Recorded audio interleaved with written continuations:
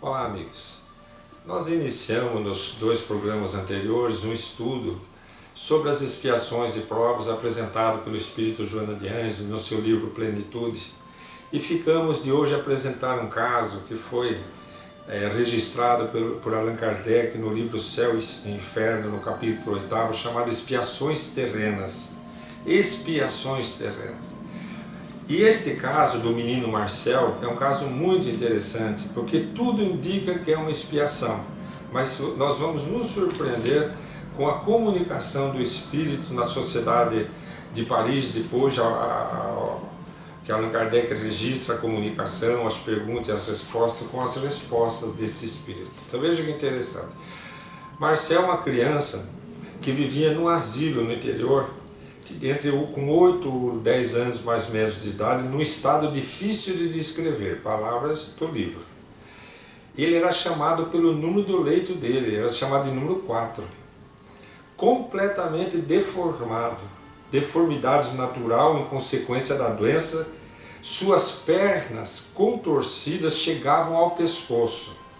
Era tão magro que a pele se feria na saliência dos ossos. Seu corpo era uma inteira ferida e seus sofrimentos eram terríveis. O que nós, como espíritas aprendizes, diríamos? Que será que ele fez para estar passando por isso? Então a gente já pensa em expiação. Por que não? Pode ser uma expiação.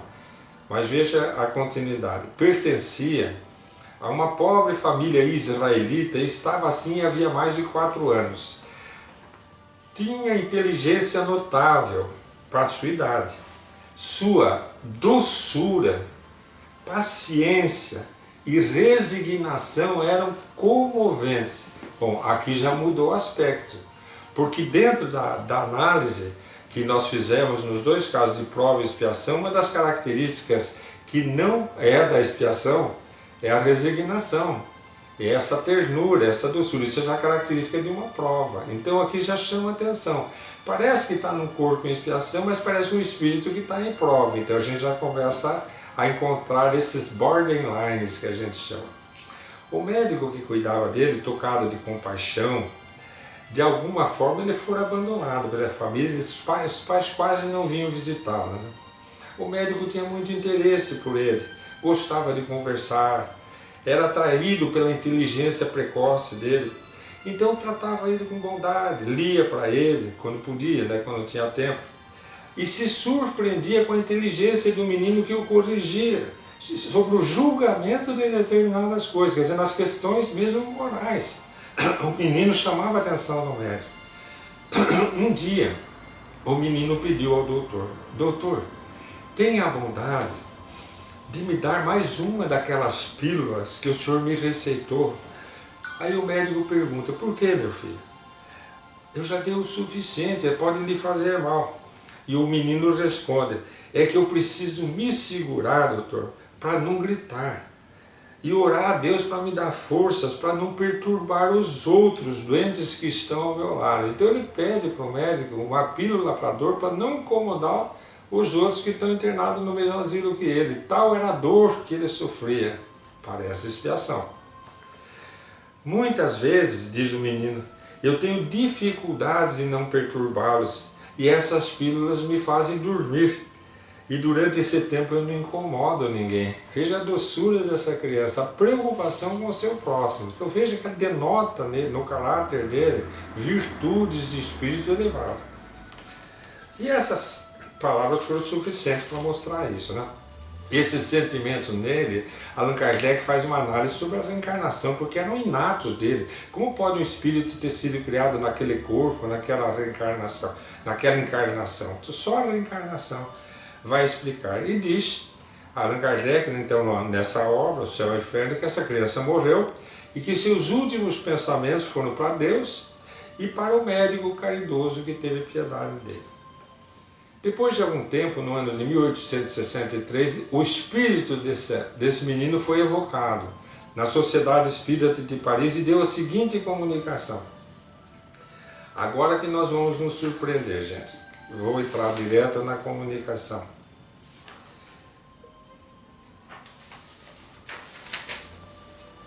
pergunta o interlocutor ao espírito: pelo que você me diz, parece que os seus sofrimentos não eram expiação de vidas anteriores? E o espírito, veja a maturidade, ele responde assim: não era uma expiação direta, mas estejam certos, toda dor tem uma causa justa.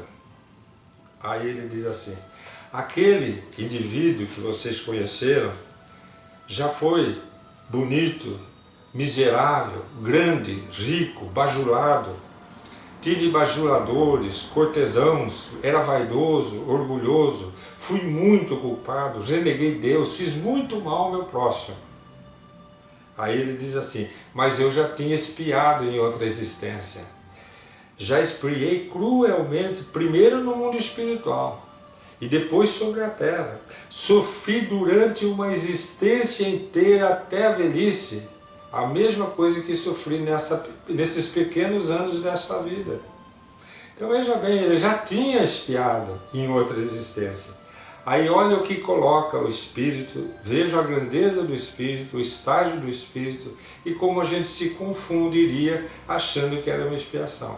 Ele diz assim: por meu arrependimento entrei em graça diante do Senhor, que se dignou me confiar várias missões, não é uma, várias.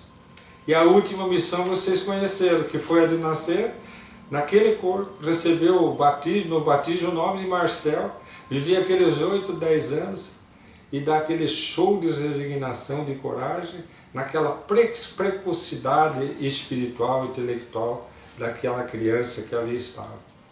Então ele diz: por meu arrependimento entrei em graça diante do Senhor. Me lembrei daquela poesia que eu apresentei aqui para vocês de Jesus Gonçalves, que foi anceniano, que quando ele desencarna, 3 semanas depois escreve através do Chico uma poesia para os ancenianos que ficaram em Pirapitingui. Em determinado momento ele diz assim na poesia: Senhor, dá-me de novo a lepra que redime, mas conserva-me a fé por dom sublime, agora que contente eu me prosterno, e que eu possa bendizer por muitas vidas, entre o leio das angústias e feridas, o teu reino de amor divino e eterno. Então veja bem, Jesus está pedindo para nascer por muitas vidas com lepra, se for necessário, desde que eu possa promover o seu reino de amor.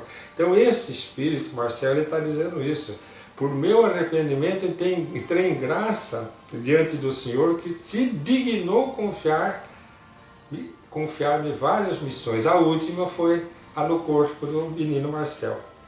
Pedi essa encarnação para terminar minha depuração. Gente, quando ele fala em terminar, entra uma outra reflexão que nós fizemos, chamada quando a pessoa termina numa única existência, ele faz várias existências, ele acaba se depurando, a gente chama de espírito completista. Procure lá nas reflexões espírito completista, vocês vão ver o exemplo de Jerônimo Mendonça, que foi citado por Divaldo em uma palestra, e é o caso do Marcel. Ele pediu para vir enfrentar essa dificuldade que ele já tinha expiado aqui na Terra, para concluir, dando exemplo de resignação e de coragem. Então ele vem como um espírito completista. O que significa isso na linguagem dos espíritos superiores? Não precisaria reencarnar mais no planeta como a Terra, a não ser em missão, e não precisa ser mais em missão sofrida como as que ele escolheu. Fica esse caso do Marcel para a nossa reflexão de hoje.